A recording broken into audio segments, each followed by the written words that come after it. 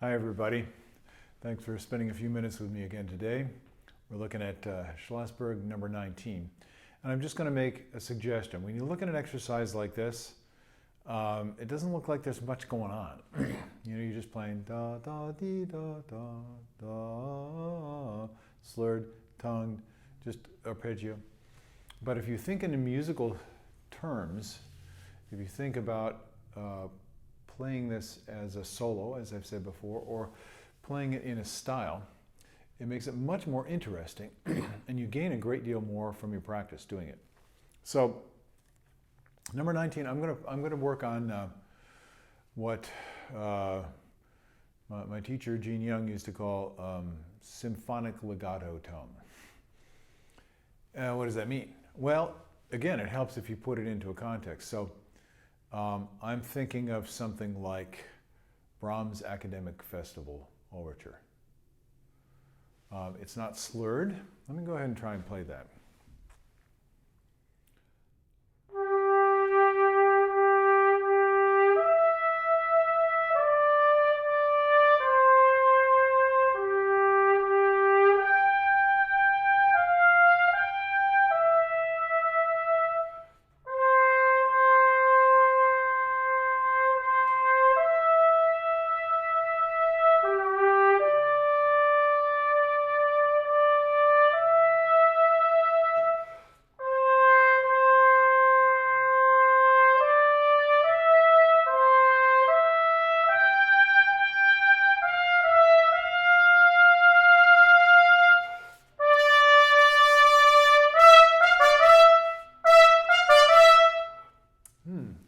I actually had not intended to play that all the way through. I just kind of got involved in the music.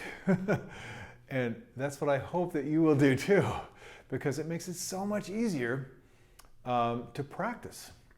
You can practice, as long as you've got energy, you can practice and enjoy the process. And then you make progress very, very quickly. So how does that relate to 19? Well, I have a context. I have a musical context. I'm thinking Brahms. In this case, this nice legato, but articulated melody. Okay, so let's do it in the exercise.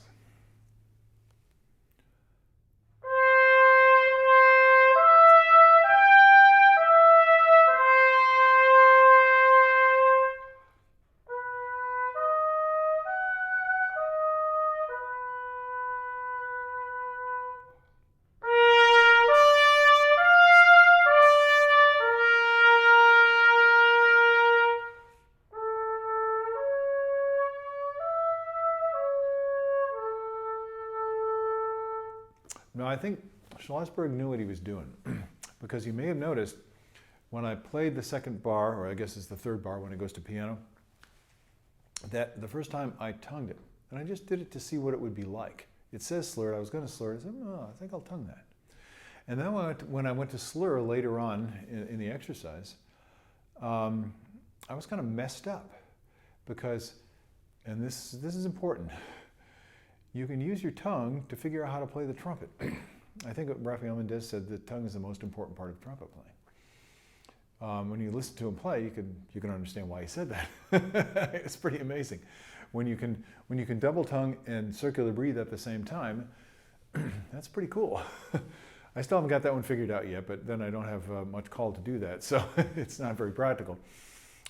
Maybe someday. At any rate, there's a tendency when we play from louder to softer to choke the sound. And the tongue helps you to kind of feel that the air is moving. So one way, if you can flutter tongue, I encourage you, if you're not already doing so, experiment with this. So to do it loudly,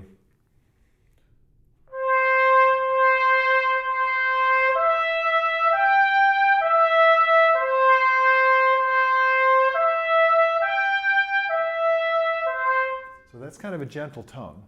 If I flutter tongue it,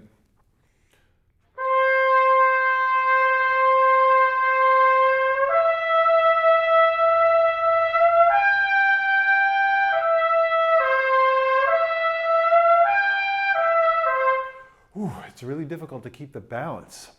If I try and do it softer, it's even more difficult to keep the balance. So that technique all by itself can kind of wake up some stuff. Do it in a more comfortable range. Most people have trouble when they get above the staff, especially on a C trumpet. Okay. Now let's get back to the articulation.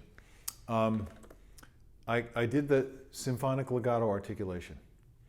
And what I want you to listen for is the components of the articulation, because this is really critical, especially in the classical orchestral literature, when we're playing the trumpet in the orchestra for Beethoven, Mozart, Haydn, Schubert, Schumann, the whole classical era. The style is very, very similar, and you'll notice that there's not a marcato kind of attack, or the marcato is a different style, you might say.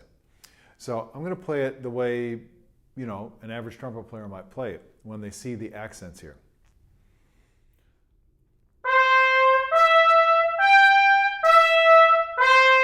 And that's definitely an accent.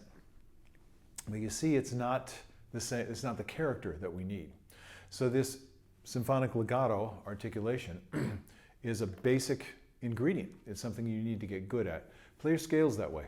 Play the Clark studies that way. Bring it into your long tone practice. And you'll find that then when you hear that sound, you're able to imitate it and to use it when you're playing music. So what's actually going on? When I played that last time, I put a lot of front on the note.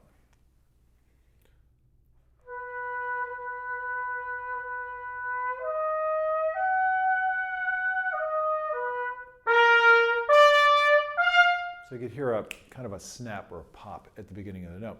And that's a perfectly legitimate way of tonguing. As a matter of fact, we're trumpet players. That's one thing we can do better than a lot of instruments, and it's our job in the orchestra to be very, very articulate that way. Because other than percussion, most of the other instruments can't make that sound. They can't make that kind of slap in the face kind of sound. So that's something you need to learn how to do as well. But this is about listening for it. When you hear the beginning of the note,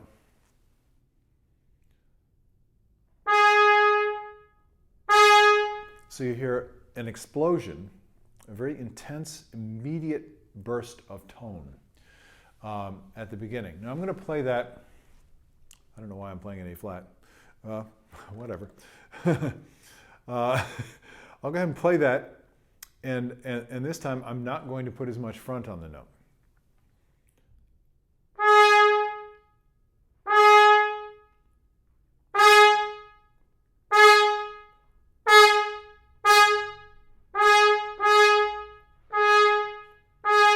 So what you want to practice is how lightly you can tone. So instead of explosion, it's the air is exactly the same for the same volume and the same pitch. So not, and there's your symphonic legato. It's a light touch with the tongue. And you have total control, if you practice it, over how firm that articulation is going to be. And in this lyrical style, in this chorale style of the Brahms,